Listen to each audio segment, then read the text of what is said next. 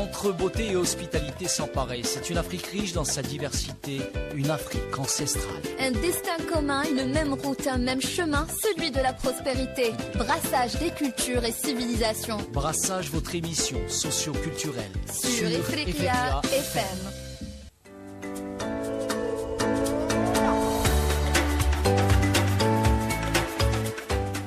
Aïd Moubarak à toutes et à tous, Radio Ifriqiya FM est là pour vous accompagner dans cette ambiance joyeuse. Aujourd'hui, c'est un jour de fête, un jour de joie, un jour de retrouvailles et on est ravis de vous accompagner avec ce numéro spécial de brassage. Aïd al-Fitr marque la fin du Ramadan, mais au-delà de l'aspect religieux, c'est aussi un moment où les familles se réunissent, où les traditions se perpétuent et où la solidarité prend tout son sens. Que ce soit par la prière du matin, les repas partagés, les tenues élégantes ou encore les gestes de générosité. Cette fête est célébrée avec ferveur à travers toute l'Afrique. Alors, comment se vit l'Aïd sur notre continent? Quels sont les rituels, les plats emblématiques, les festivités qui rythment cette journée?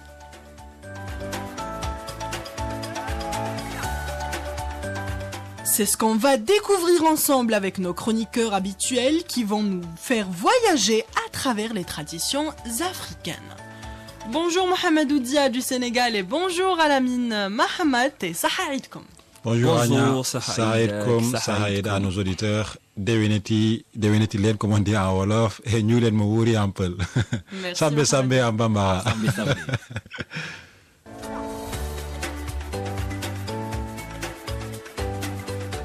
Entre beauté et diversité, Rania Aïd Krassi rassemble les cœurs dans Brassage sur Ifriqiya FM, la voix africaine. Alors, pour commencer, je vais commencer avec Alamine. Dis-moi, chez toi, ça ressemble à quoi une matinée de Eid? Une matinée typiquement à la mine chez moi au Cameroun. Bon, ça dépend d'abord de si on achète un mouton ou pas. Parce que c'est pas forcément pendant la fête de mouton et de l'Adha qu'on achète un mouton pour faire un sacrifice, pour l'immoler. C'est plus pour le Ramadan, ça n'a pas la même, ça n'a pas le même impact, ça n'a pas la même valeur, mais les familles qui peuvent se le permettre le font. Du coup, quand on a un mouton, tu te réveilles le matin, on commence d'abord par nettoyer toute la maison, après on va à la mosquée. Dès qu'on finit la mosquée, on va saluer les oncles et les tantes qui sont dans la ville, qui sont pas loin, et ensuite on rentre à la maison vers le Zuhur, normalement après la prière du Zuhur, parce qu'on normalement on doit être sorti pour aller à la mosquée pour prier le Zuhur, et on revient. Quand on revient à la maison, on commence à installer les choses pour la grande fête, parce que c'est pas n'importe. Bon, c'est vrai que c'est l'une des plus grandes fêtes chez nous, donc les chapiteaux commencent à arriver. Le service traiteur commence à arriver, si ma mère en a commandé, et ma mère aussi, elle est au fourneau avec mes soeurs et tout, elle prépare la nourriture, la meilleure partie de la fête, pour les invités qui vont venir. À partir de 14h, 15h, les invités commencent à arriver.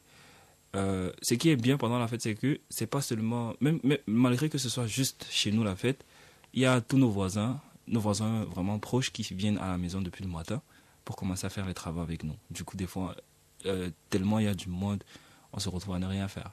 Les filles sont à la cuisine, les garçons sont en train de nettoyer par-ci, par-là, d'autres sont en train d'aider à monter les chapiteaux, d'autres sont en train de aider à monter les tables et tout. Parce que d'habitude, pendant les fêtes, je dirais pas que c'est une simple fête, parce que c'est carrément une réception. Parce que les parents, ils ont tellement d'amis et connaissances. C'est vraiment spécial. Ils ont tellement d'amis et connaissances que ils ne peuvent pas faire une petite fête comme ça. Ça ne peut pas passer inaperçu, quoi. Du coup, vers 15h, 16h, le portail est grandement ouvert. Tout le monde qui veut entrer, il est les bienvenus. Venez fêter avec nous, venez manger avec nous. Merci Alamine. Mohamedou, c'est vrai qu'il y a cette effervescence dès le matin, tout le monde est sur 131, il y a des parfums dans l'air. Chez toi en Afrique de l'Ouest, plus précisément au Sénégal, l'ambiance est similaire? Oui, l'ambiance est similaire et la fête à l'Aïd commence chez nous pratiquement une semaine avant. Avec les préparatifs, comme Alamine l'a dit. Donc, il y a des tas de nettoyage, tas de choses à faire. Mais nous, quand même, ça se marque par des coiffures de la part des femmes. Chacun s'empresse à faire sa belle coiffure, à se tresser en quelque sorte. Et après ça également, il y a le Hanna, Al-Hanna, vous dites Al-Hanna. Donc ils le font également, et elles le font plutôt. Et nous, c'est à base d'une plante dont je connais pas le nom en français, qui n'utilise pas les trucs de liquide, mais c'est une plante, les feuilles d'une plante qu'on va faire sécher, ensuite moudre. Ensuite, c'est ça qu'elles vont utiliser pour mettre au niveau de leurs membres, ceci dit les mains et les pieds aussi. Donc c'est ça qui marque déjà l'Aïd en premier temps. Et de l'autre côté également, il y a la couture qui est également que le Sénégal, on peut dire pratiquement à la veille de l'Aïd, personne ne dort. Tout le monde est chez le couturier. Tout le monde est chez les couturiers, et les couturiers également, une semaine avant la fête, personne ne dort. Ils veillent 24h24. Donc c'est des plusieurs commandes. Exactement, il y a plusieurs commandes. Donc ça marque l'Aïd. Maintenant, le jour de l'Aïd, c'est une journée exceptionnelle. Pratiquement, au temps de mon papa, lorsqu'il était en service, avec ses collègues et tout, pour le sacrifice, c'est pas un sacrifice, mais quand même, il faudra quand même de la viande. Donc c'était une cotisation qu'ils faisaient. Ensuite, immoler un taureau ou deux, quel que soit peut-être le montant qu'ils ont. Et ils le partagent. Et ils le partagent entre collègues. Et de l'autre côté également, il y a d'autres personnes qui le font dans le quartier, puisque c'est pas un sacrifice qui est exigé, qui est demandé à ce que la personne, le croyant le fait. C'est juste pour célébrer la fête comme on le fait. Donc ils le font le jour J, d'autres le font à la veille. Pour certains qui peuvent juste le faire, ils achètent le mouton comme Alamine l'a dit, comme ils le font chez eux. Maintenant, le jour de l'Aïd, chacun va se revêtir de son plus beau boubou et mettre son plus beau parfum. Oui. Et dans la ville maintenant que nous sommes pratiquement environ, selon le dernier recensement, nous faisons environ 100 et 200 000 habitants dans la population. Donc nous prions tous dans un même endroit. C'est pas pas dans la mosquée, mais plutôt dans un espace qui est vraiment un espace vraiment grand. Donc c'est vraiment grand, donc que cela soit les femmes, enfants, tout le monde se regroupe là-bas. Et là, les maisons sont vides. Donc tout le monde, excepté ceux qui ne sont pas habilités à partir et qui restent pour surveiller la maison. Donc pratiquement le matin, c'est un peu ça. Et je ne sais pas s'il y a des questions qui vont parler de l'après-midi, donc je laisse pour l'après-midi. Merci Mohamedou.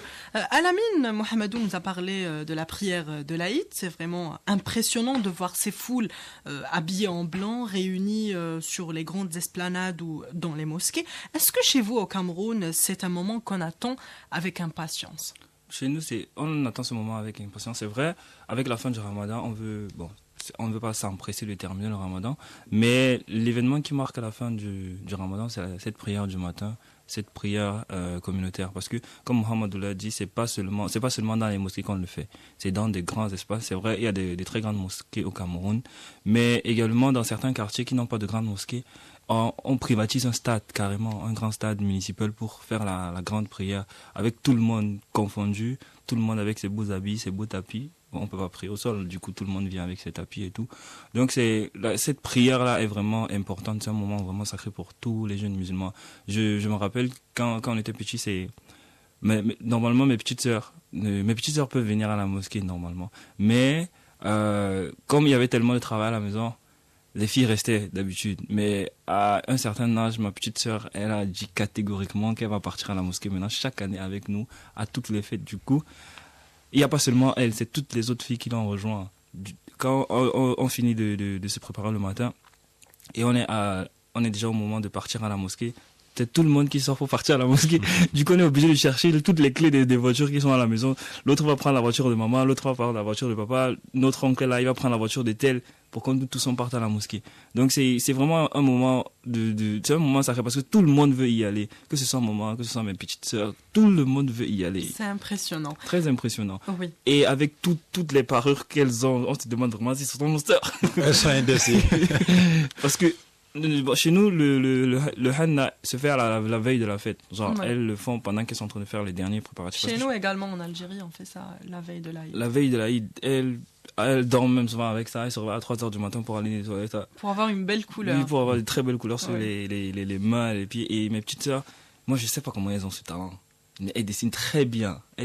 Moi, je dessine pas. J'arrive même pas à dessiner. Mais quand elles prennent des fois, elles mettent dans des petits sachets comme ça, elles attachent pour que ça fasse comme si c'était de la crème fouettée Oui, comme sur les oui. gâteaux. Mais elles arrivent à dessiner avec ça. Elle prend la pâte, elle pose, après elle prend un petit bambou, un cure-dent. Elle commence à dessiner les dessins dessus. Des fois, j'ai même envie de donner ma main que vas-y, fais aussi ma main. Tellement c'est beau. Et quand tu vois tout le monde à la mosquée, tu vois les gens avec des... Genre, tu ne remarques même pas la personne. C'est seulement, par exemple, les filles, c'est seulement leurs mains. Tu es captivé sur leurs mains parce que les dessins sont tellement beaux. Avec les bons parfums aussi. Transparent. Ouais. Oui, Mohamedou. Chez vous également, c'est la même Ouais, chose. chez nous également, c'est la même chose. Par contre, ça se fait, puisque nous, bon, c'est pas, comme Alamine l'a dit, le liquide comme vous avez C'est une ici. plante. C'est une plante. Oui. Donc, puisque c'est un processus, c'est à deux couches. Il y a deux personnes qui le font à deux couches, donc ça prend du temps.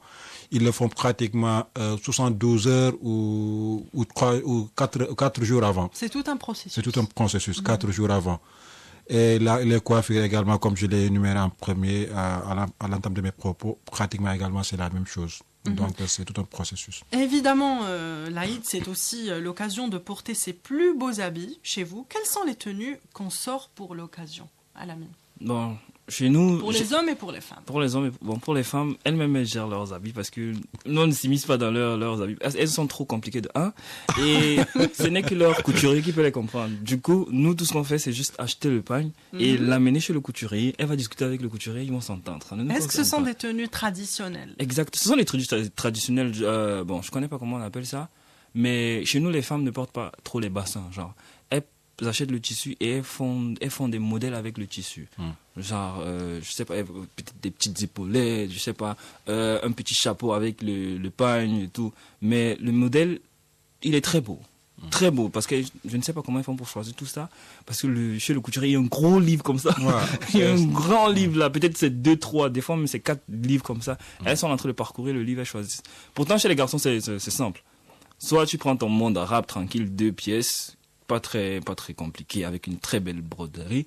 Mais depuis qu'on a 10 ans, 12 ans, mon père nous fait des 3 pièces à tout le monde, tous les garçons. Genre, on fait, comme mon 3 pièces que j'ai l'habitude de porter, le grand boubou avec un monde arabe à l'intérieur. Ce qui est bien dans cela, c'est que tu peux porter 2 pièces et tu peux porter 3 pièces. Avec ton 2 pièces, tu es très beau, très élégant. Ton petit monde arabe, ta broderie est nickel, tout. Si tu veux, tu te mets des boutons de manchette, c'est comme tu veux. Et des fois, au niveau des manches, ils font les broderies qui sont hyper belles, hyper belles. Et si tu veux plus, tu prends la grande boubou, ou la grande dora, comme on l'appelle chez nous. Tu la mets au-dessus, tu ressembles à un président. Chez nous, pratiquement, je sais pas si, par exemple, comme vous avez dit, les filles sont trop compliquées. Donc, chez nous, je vais dire que, si c'est à ta place, donc je vais dire que les garçons sont aussi compliqués. Puisque, Merci, pour faire leur couture, ils vont devoir choisir un modèle. Par exemple, moi, tous les habits que j'ai cousus, C'est différents modèles. c'est des différents modèles. Et la plupart également, le Sénégal, puisque la plupart, on donne de l'importance vraiment à l'habit traditionnel. Et on essaie vraiment de le faire jusqu'à ce que, bon, c'est pas pour le paraître, mais quand même, quand tu le portes, tu te sens vraiment élégant et autres. Donc, je choisis en fonction, des modèles qui existent au niveau des prospectus ou au niveau des livres et autres. Maintenant, et chaque année, il y a un nouveau modèle. Les couturiers, chaque année, ils font sortir de nouveaux modèles. Et ce qui fait qu'à chaque instant que tu croises une personne, il a le même modèle que toi. Donc, ce qui fait la beauté de la Eid. Ceci dit que donc on est en train de valoriser nos artistes que nous avons. Nous sommes en train de valoriser nos coutures. Mais chaque année, il y a de nouveaux modèles, que cela soit du côté féminin, que cela soit du côté masculin. Donc voilà, Donc c'est la tendance du moment. Exactement. Il y a des tendances. C'est ça le mot exact. Il y a des tendances. C'est pas vraiment la tendance qu'on suit. C'est vrai, il y a des nouveaux modèles qui sortent chaque jour, mais chez nous, par exemple, les Kotoko, on a un style de djellabia. Nos djellabias c'est pas spéciaux, mais moi je dirais que c'est spécial, parce que Tu vois, quand tu as ton 3 pièces, tu vas à la mosquée, personne n'aura ton 3 pièces, à part un kotoko qui a... Bon, c'est pas la même chose, mais ça se voit que c'est quelqu'un kotoko, quoi. Et nos 2 pièces, il y a les mondes arabes. Par exemple, moi, j'ai remarqué Mohamedou, il a toujours les gandoura qui sont... Au niveau des genoux. Au niveau des genoux, là. Et avec un pantalon. Avec un pantalon. Ouais.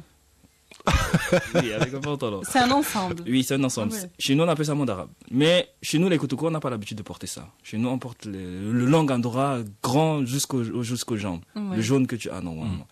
Et j'ai C'est remarqué... une sorte de kames. Oui. Non, c'est pas une sorte de cam. C'est un gandora. C'est comme le monde arabe, 2 pièces là, mais plus long.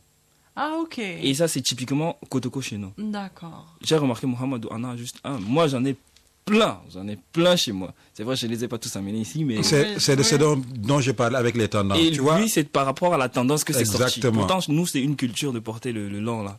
Et quand tu fais le cours, c'est que tu vas faire en 3 pièces. D'accord. Donc, si tu as 2 pièces, normalement, soit tu as fait un monde arabe simple, soit tu as fait un long gandora, soit tu as fait un 3 pièces avec la grande gandora dessus, pour ressembler à un président. D'accord, merci. Au début, on disait que quand, par exemple, ton habit n'est... Bon, c'était pas quelque chose qui est interdit ou autre, mais au début, nos habits, c'était De la tête au pied à la cheville. Et maintenant, ça s'est révolu. Ça s'est révolu, on a trouvé que bon, il va falloir changer. Et maintenant, ça vient jusqu'au genou. Et maintenant, les tendances, c'est de porter ça à forme de chemise, avec les boucles, exactement, avec les boutons manchettes. Quand tu remarques que tous mes habits maintenant, c'est avec les boutons manchettes. Et c'est très joli. Et c'est très joli.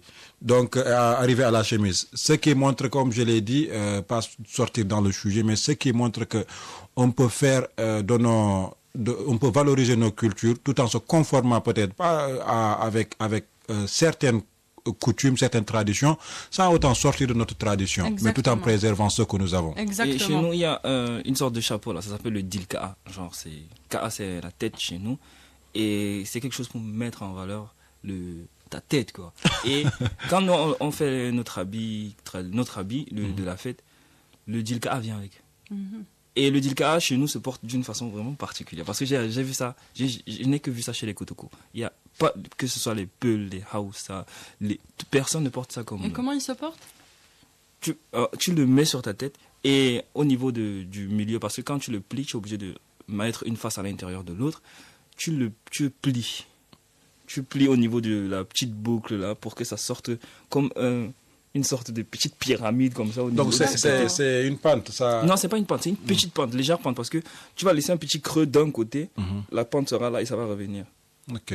Et ce n'est que les kotoko qui font ça, c'est joli, très très joli. Quand j'en ai, je ne suis pas venu avec mes dilka'a, mais quand j'en ai, je fais l'effort de porter. Parce que quand on était petit, on voyait mon père faire ça, on ne savait pas pourquoi il fait ça, pourquoi il fait comme ça, pourquoi il fait comme ça. On lui a demandé un jour, il a dit que c'est comme ça que nous on porte les dilka'a, c'est comme ça que les kotoko portent les dilka'a. Donc nous aussi, à chaque fête, d'abord nous on a commencé à tricher son style parce qu'avant on faisait les 2 pièces. À un certain âge, il a commencé à nous faire les 3 pièces. Chaque année, il va nous faire les 3 pièces. 2, 3 pièces chaque année. Et quand on portait, on ressemblait au président. Mais quand on a commencé à porter avec les dilka'a, on était plus élégant, ça avait plus de prestance. Parce que quand tu vois quelqu'un arriver le jour de la fête, quand il sort de sa voiture, non, ça avec son 3 pièces. Ouais, surtout avec son 3 pièces. 2 pièces, ça n'a pas d'aura. Il ressemble à un président. Non, 3 pièces, il ressemble à un Oui, président. 3 pièces. Oui. Ou à un roi. Oui, parce qu'il y a une sorte d'aura là. Parce que imagine, tu sors de ta voiture, tu fais ça avec toi, tu fais ça encore avec l'autre. Genre, tu ramènes, puisque la gandora elle est grande. Tu la prends et tu ne peux pas marcher avec la gandora sur tes bras comme ça. Oui. Tu vas la plier au moins à moitié sur sur ton épaule et de l'autre moitié sur sur l'autre épaule. Donc quand tu sors de ta voiture, tu fermes ta voiture, la première chose que tu fais c'est ça et ça. Imagine comme un président. Merci à Lamine et merci à Mohamedou. On fait une petite pause musicale et on revient dans un petit moment. Sonne, j'entends qu'on fredonne l'Aden. J'embrasse mes proches, c'est l'Aïd d'aujourd'hui. Je pense à Ibrahim et à sa famille. Al-Wahid a fait d'Ibrahim son intime. Avec ma famille, on porte nos plus beaux habits. On se dirige vers le plus grand des magies. Des sourires, des rires, c'est la fête aujourd'hui. Je prie, remercie, Eid Mubarak Saïd. Allahu Akbar, Allahu Akbar, الله لا إله إلا الله الله أكبر الله أكبر الله ولله الحمد الله أكبر الله أكبر الله لا إله إلا الله الله أكبر الله أكبر الله ولله الحمد. L'imam nous rappelle les rites de notre fête. L'histoire d'Ibrahim, je la vis dans ma tête. Certains d'entre nous sont partis à la Mecque.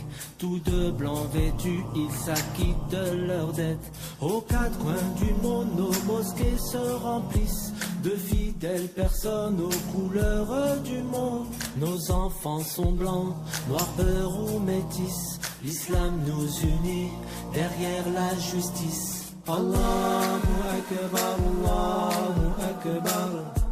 Allahu la ilaha illallah. Allahu Akbar, Allahu Akbar.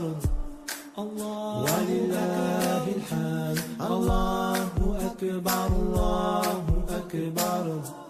Allahu la ilaha illallah. Allahu Akbar, Allahu Akbar. Allah walillahi alhamd. Tu sais, nous on donne, on vise le sommet. Aux quatre coins du monde, on donne au projet. Le sport ou l'école, on sait travailler.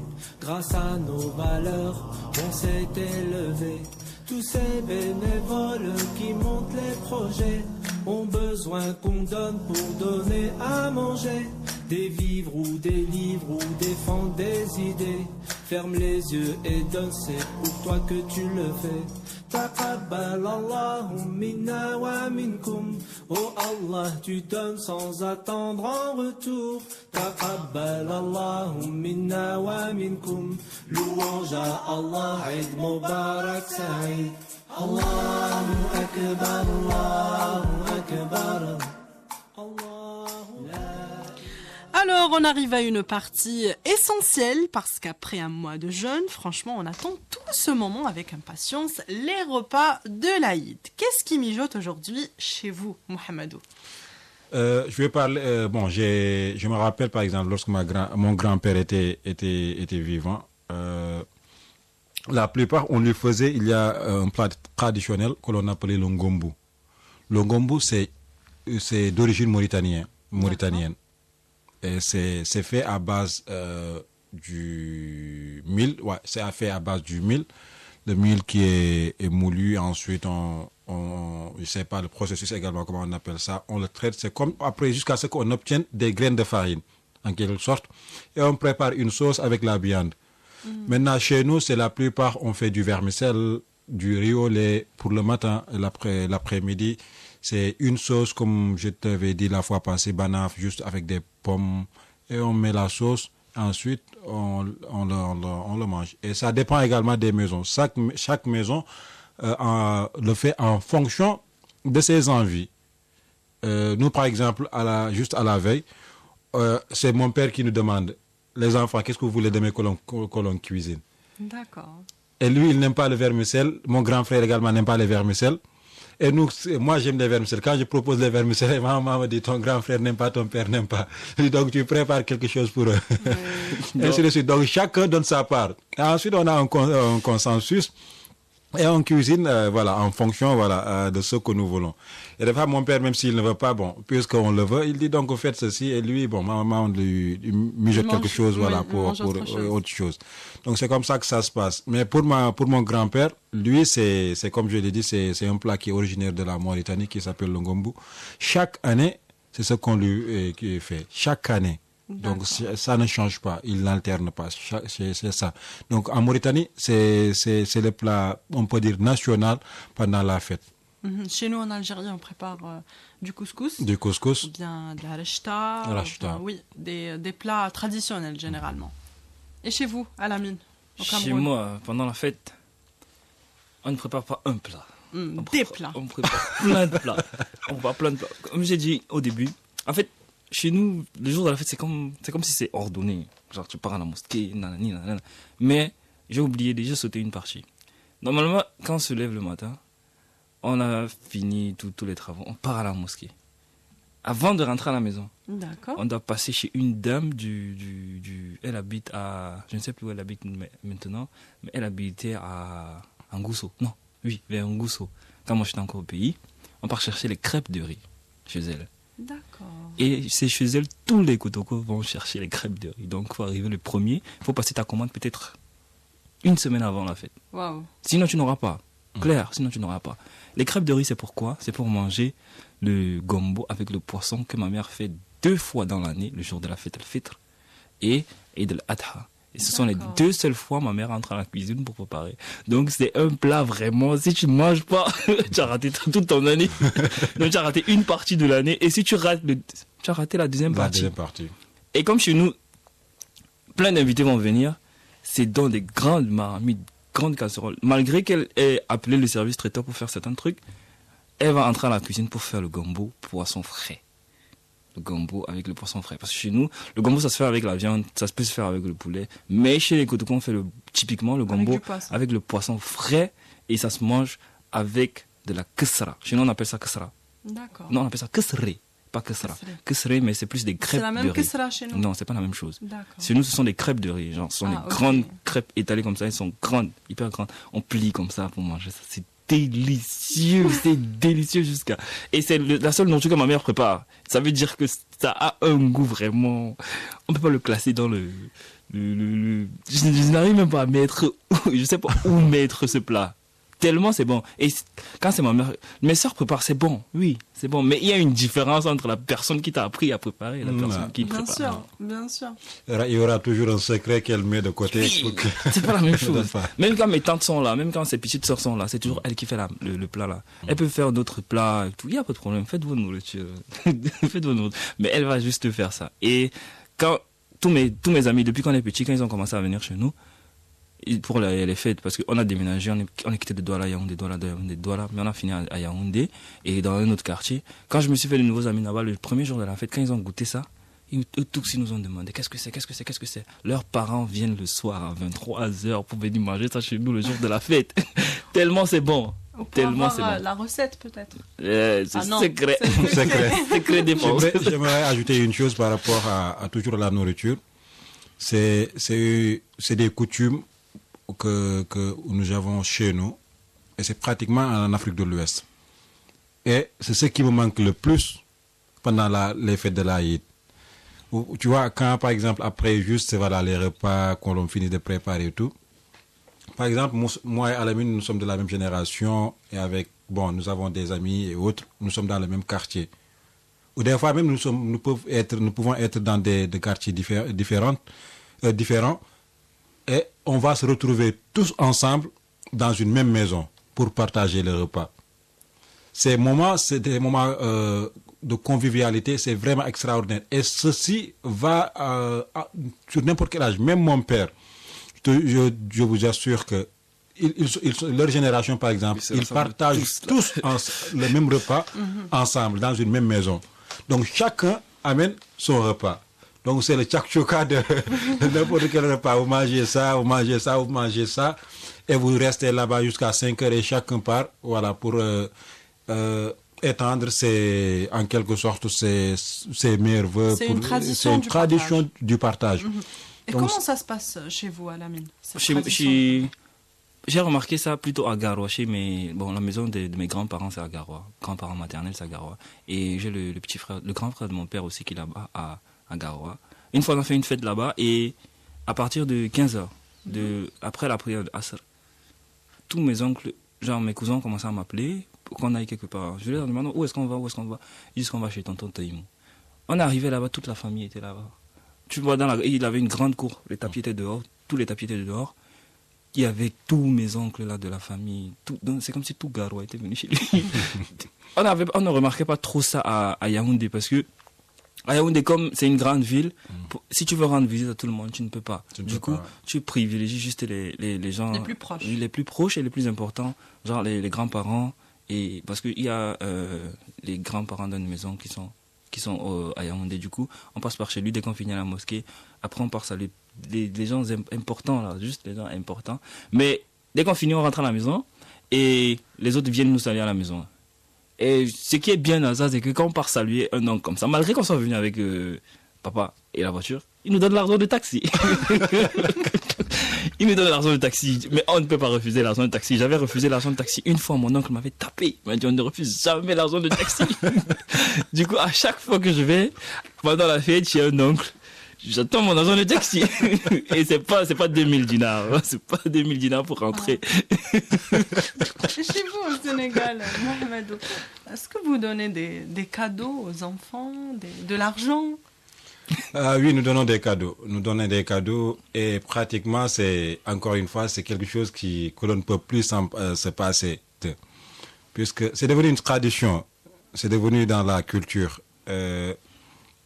À environ 17 heures, après que nous ayons pris le repas et tout, les enfants, lorsque nous étions enfants, un peu plus jeunes,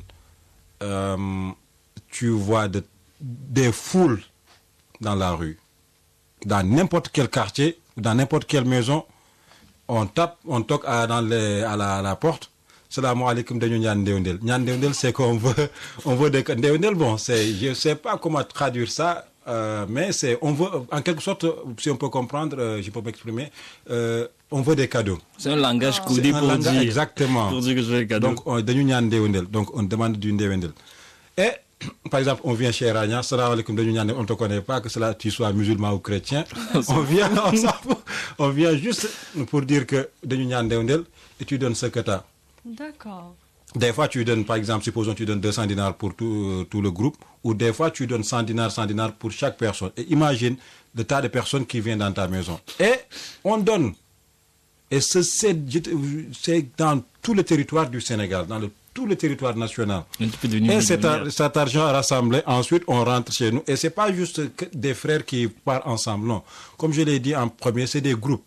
Donc, chaque génération a ses amis, des camarades qui sont dans le quartier, on part ensemble. Ensuite, l'argent que nous avons eu, on vient, on présente aux parents, nous avons eu ça, et les parents également rajoutent sa part.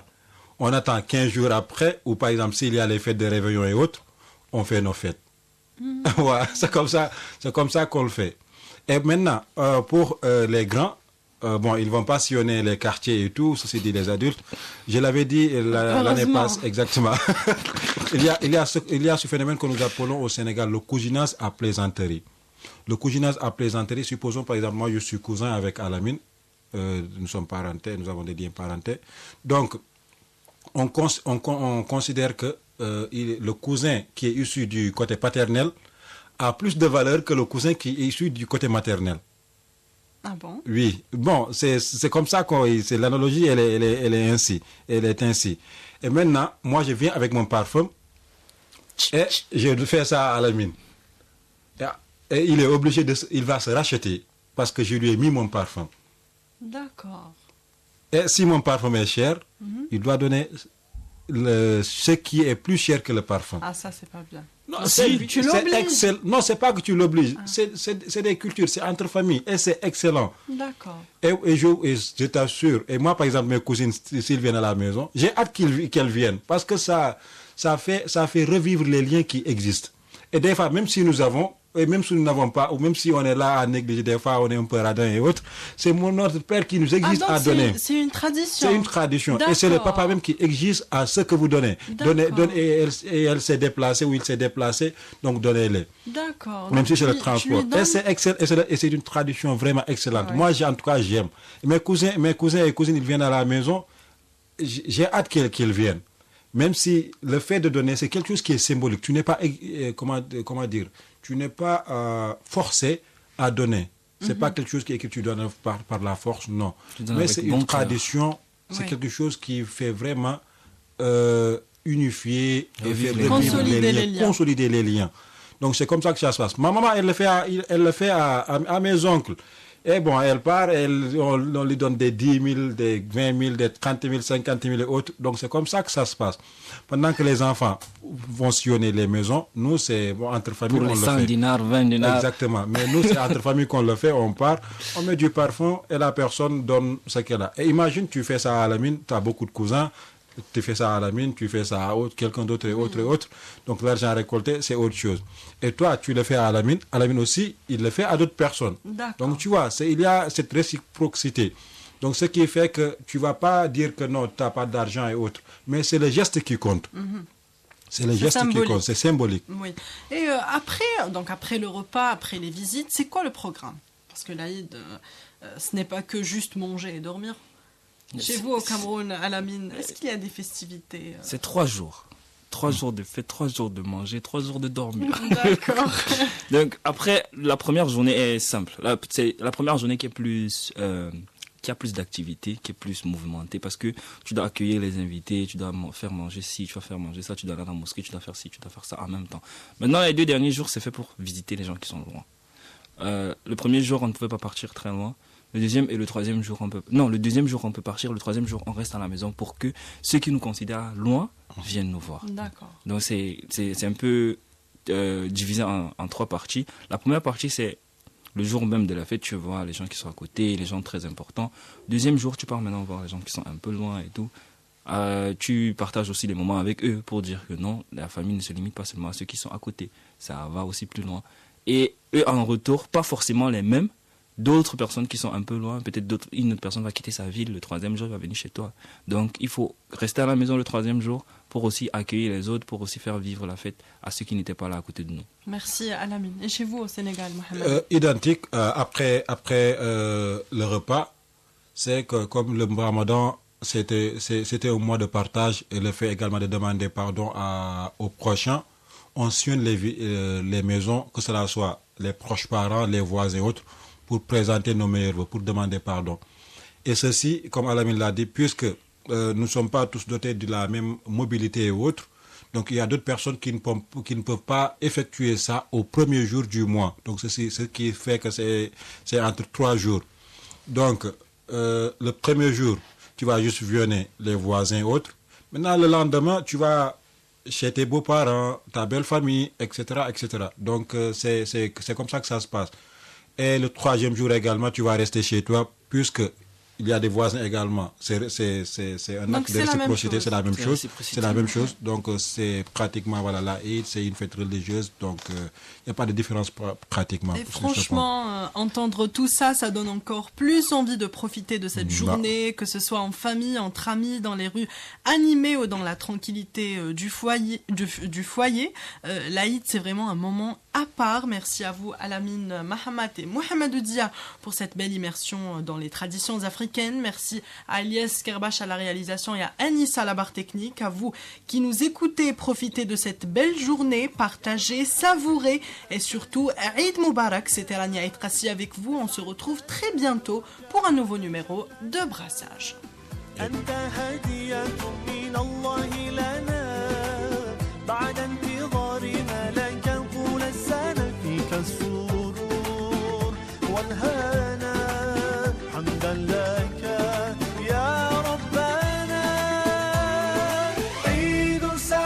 Let's enjoy this happy day. Eid Mubarak, come on, let's celebrate. Eid Saeed, let's enjoy this happy day. Eid Mubarak, come on, let's celebrate, celebrate. Let's celebrate. Allah, Allah,